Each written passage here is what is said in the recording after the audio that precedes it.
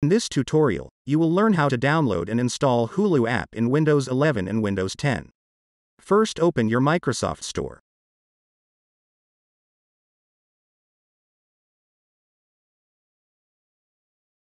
Search for Hulu.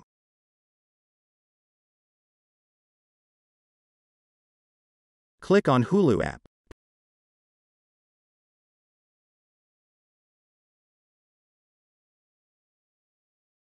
Press the Get button to start downloading Hulu.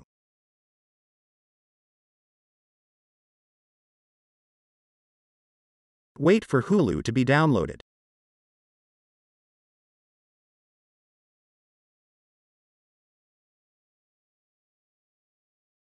Now your Hulu app should be installed. Now open your Hulu app.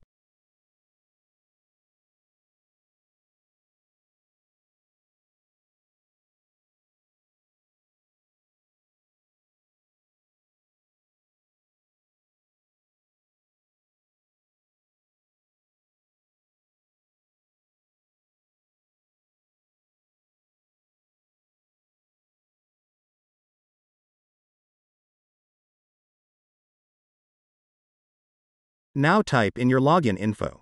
If this tutorial helped you,